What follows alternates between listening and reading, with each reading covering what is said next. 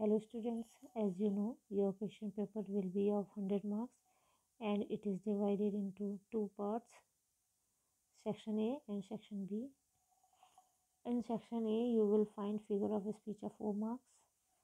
So, I'll make you understand figure of speech.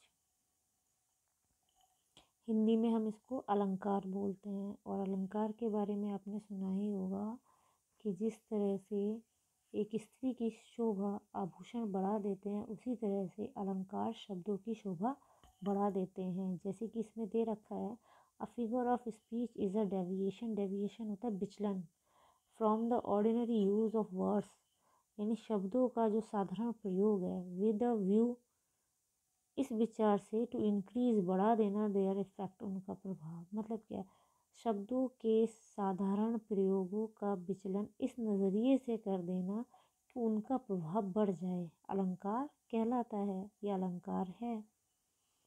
ठीक है। There are many figure of speech in English. भाई English में काफ़ी figure of speech हैं, but in 12th class, लेकिन 12th class में only 7 figure of speech are given. केवल 7 figure of speech ही दे रखे हैं, यानी 7 अलंकार दे रखे हैं।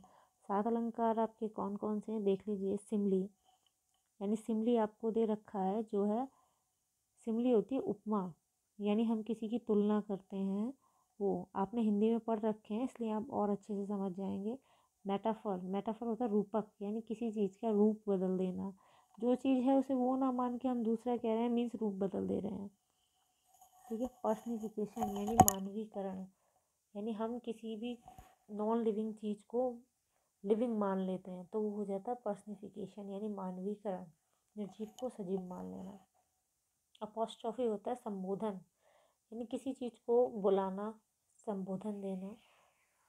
ऑक्सीमोरन होता है विरोधाभास, यानी इसमें दो अपोजिट चीज़ें दिखेंगी। ठीक है, तो वो विरोध हो गया एक दूसरे का। हाइपरबोल होता है किसी चीज़ को बढ़ा चढ़ा कर कहना। ठीक है। अतिशयोक्ति, जो आपने सुना होगा। ऑनोमोटोपोइया होता है ध्वनि सूचक, यानी जिसमें हमें आवाज़ आती है, साउंड आती है किसी भी चीज़ की। So let's start one by one. Simile definition देखिए, और एक चीज़ आप याद रखिए, आपकी एक डेफिनेशन और 2 एग्जाम्पल आते हैं उसके साथ, जिसमें आपको 2 नंबर डेफिनेशन के मिलते हैं और 2 नंबर एग्जाम्पल के मिलते हैं। इसलिए आप डेफिनेशन और उसके साथ आपको जो 2 एग्जाम्पल ईजी लगे वो 2 एग्जाम्पल याद कर लीजिए। ठीक है, और आपके 4 मार्क्स कंफर्म हो जाते हैं यहाँ पर। डेफिनेशन देखिए सिमली की। अ Simli is the comparison. Simli एक कंपैरिजन है, तुलना है, बिटवीन 2 ऑब्जेक्ट्स, 2 वस्तुओं के बीच, ऑफ डिफरेंट काइंड्स, अलग अलग तरह की। ये वस्तुएं दे रखी हैं, उसमें कोई व्यक्ति भी हो सकता है, कुछ भी हो सकता है। ठीक है, 2 वस्तुएं हैं यानी 2 चीज़ें हैं, ये समझ लीजिए। विच हैव एटलीस्ट होता है कम से कम, 1 पॉइंट इन कॉमन, जो कम से कम एक पॉइंट पे कॉमन होता है। द वर्ड्स एज, लाइक और so are used for comparison. और जब हम कंपेयर करते हैं तो उस कंपेयर करने के लिए एज, लाइक, सो, ये चीज़ें, ये वाले शब्द यूज़ किए जाते हैं। एग्जाम्पल देखिए, she is as fresh as dew. वो इतनी तरोताज़ा है जैसे कि ओस, यानी उसमें, ओस में और उसमें समानता हो गई ना भाई, एक पॉइंट पे कॉमन हो गए, इसलिए ये दिया हुआ है, कंपेयर कर दी। The night is dark as a black stone.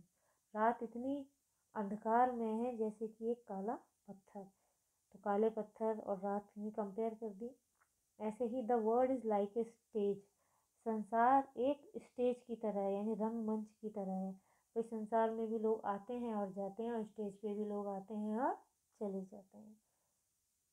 जो आपको 2 अच्छे लगे, जिन्हें आपको ज़्यादा अच्छे से लगे, वो आप याद कर लीजिए। कंफर्म मार्क्स हैं ये। मेटाफर, मेटाफर होता है रूपक, यानी रूप बदल देना। इन मेटाफर में द थिंग्स कंपेयर, जो चीज़ें कंपेयर की गई होती हैं, आर ट्रीटेड, उन्हें ऐसे माना जाता है, एज वन, बिल्कुल एक ही, एंड द सेम, बिल्कुल सेम की same, and the words of comparison as, like और सो आर नॉट यूज। और इसमें क्या है, जो कंपैरिजन वाले, तुलना वाले जो शब्द हैं, एज, लाइक, सो, ये यूज़ नहीं किए जा सकते, नहीं किए जाते हैं। एग्जाम्पल देखिए, लाइफ इज ए ड्रीम, जीवन क्या है, स्वप्न है। The camel is the ship of the dessert. ऊंट रेगिस्तान का जहाज है। Kalidas is the Shakespeare of India. Kalidas Bharat के शेक्सपियर हैं। ठीक है, मतलब हमने क्या किया, इसमें मान ही लिया लाइफ इज ए ड्रीम, जीवन एक सपना है। हमने जीवन को सपना मान लिया, बिल्कुल मान लिया, यानी रूप ही बदल दिया उसका। ऐसे ही ऊंट को हमने क्या माना, the camel is the ship of desert. ऊंट को हमने रेगिस्तान का यानी डेजर्ट का जहाज मान लिया। जहाज की तरह नहीं माना, जहाज मान लिया। ऐसे ही कालिदास को हमने भारत का शेक्सपियर मान लिया।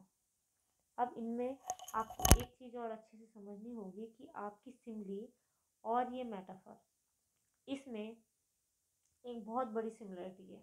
आप इसको अच्छे से माइंड में बिठा लें कि देखो ये एग्जाम्पल है आपका, लाइफ इज़ अ ड्रीम, जीवन एक स्वप्न है। ठीक है, अगर इसमें लाइक लग जाता, life is like a dream, तो ये सिमिली हो जाता, क्योंकि सिमिली और मेटाफर में सिर्फ इतना ही डिफरेंस हो रहा है केवल। ठीक है, कि इसमें लाइक नहीं लगा है तो ये मेटाफर है, और लाइक लगा होता तो क्या हो जाता है, ये सिमिली बन जाता। ऐसे ही the camel is the ship of desert, तो ये मेटाफर है, लेकिन अगर इसमें लग जाता the camel is like the ship of desert, तो ये क्या हो जाता, सिमिली हो जाता। ठीक है, ऐसे ही Kalidas is like the Shakespeare of India. ठीक है, तब ये सिमिली बन जाता। यानी सिमिली यानी उपमा और मेटाफर रूपक सेम हो रहे हैं, बस इसमें फर्क कितना है, लाइक और एज का। लाइक एज अगर लगा हुआ है तो सिमिली है, और नहीं लगा है तो क्या है, मेटाफर है। आप इसको अच्छे से माइंड में बिठा लें। बाकी मैं पार्ट 2 में बताती हूँ।